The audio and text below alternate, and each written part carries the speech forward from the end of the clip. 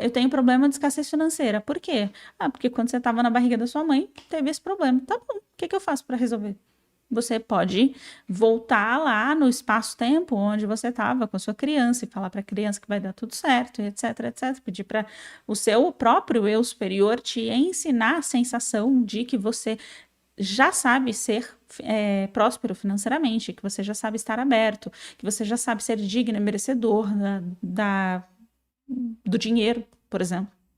Estou dando um exemplo mais tangível, até porque a gente está falando sobre terapia. E, no geral, uma das coisas que pode acabar acontecendo de reclamações em relação à terapia é escassez financeira, tá? Por isso que eu estou usando esse exemplo, porque ele é mais popular. E aí, quando a gente começa a falar sobre essa crença do esgotamento, a gente também precisa falar sobre o fato de que muitas pessoas acreditam que só é verdade se elas esgotam. Então, eu vou trazer aqui um outro desdobramento, que é o desdobramento, você percebe como eu estou trazendo aqui, autoconhecimento é difícil e demorado, que isso daqui era uma crença antiga, e agora eu estou explicando um pouco sobre como essa crença aqui tem a ver com a questão da crença do esgotamento, que não tem a ver necessariamente com o processo de autoconhecimento.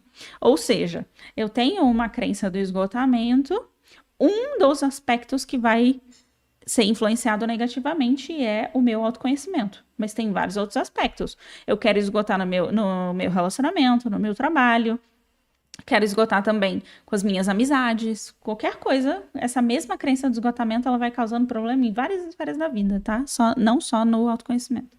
Então, essa crença do esgotamento aqui, ela tem muito a ver também com só é verdade se eu souber tudo. Que isso daqui tem a ver com o super racional. Eu vou explicar. E eu vou explicar não o super racional. Não sei se o racional dá para entender, acho que dá, né? A pessoa super racional. Só é verdade se eu souber tudo. É aquela pessoa assim. Você chega para a pessoa e fala: mas sua ancestralidade tem um problema com escassez financeira. A pessoa, tipo, tá, não é verdade para mim. Por quê? Porque eu sei que é verdade no meu dia a dia prático. No meu dia a dia, eu sei que a minha mãe, a minha avó, não é meu caso, tô dando um exemplo, tá? Todo mundo tem problema financeiro. Só que só é verdade se eu souber tudo. Tô dando um desdobramento dessa crença aqui do esgotamento, que faz com que o autoconhecimento seja difícil e demorado. Só é verdade se souber tudo. Mas por quê? De que jeito? Quem? Quando? Onde? Como? Por quê? Quer saber tudo. Aí, a pessoa é super racional.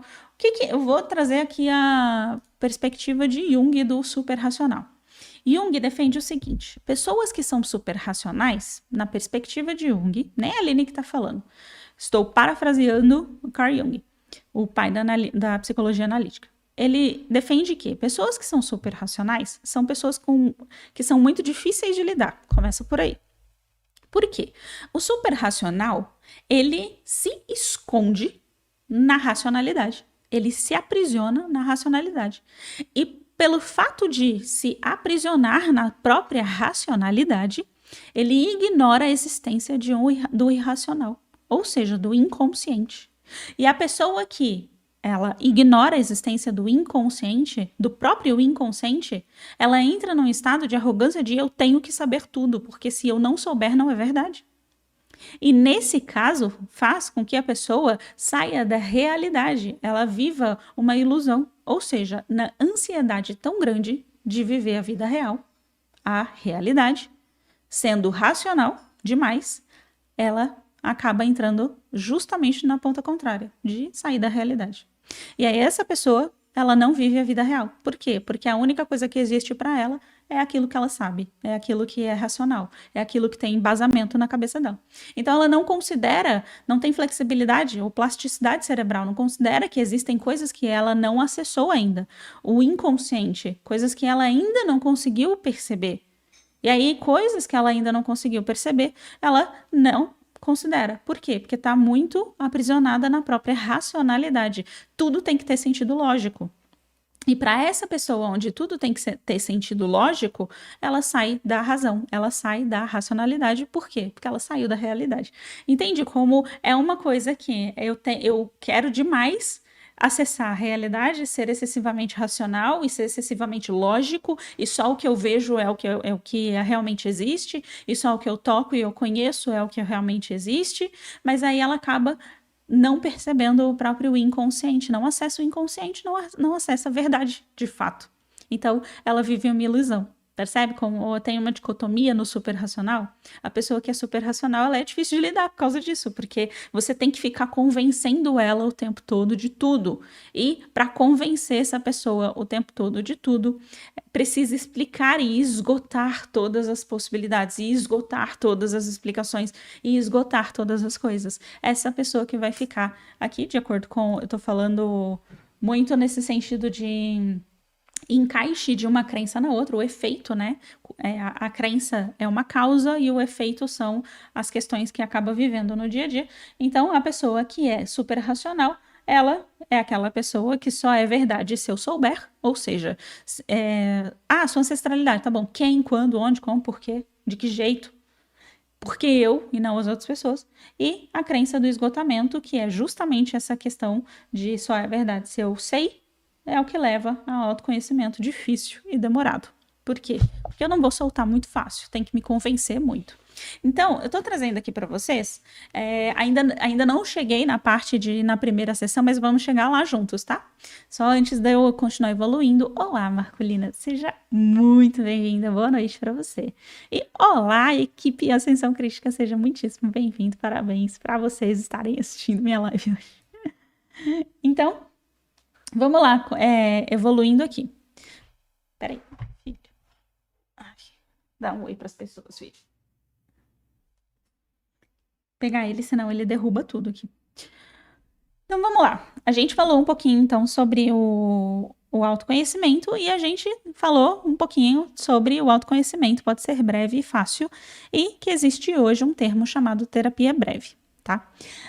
Quando a gente começa a entrar nessa questão de terapia breve, a gente está entrando numa terapia que ela tem por contrapartida, ou por premissa, ser uma terapia prática que envolve fazer um corte cirúrgico.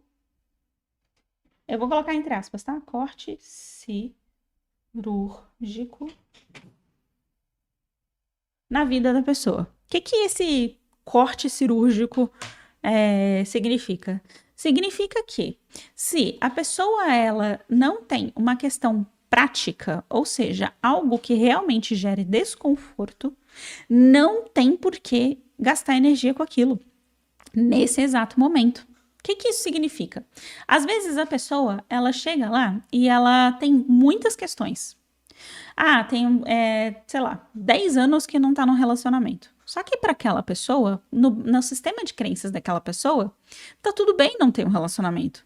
Só que muitas vezes o terapeuta acaba encontrando problemas e colocando problemas para aquela pessoa. Então, vamos trabalhar a sua, sei lá, capacidade de ter um relacionamento.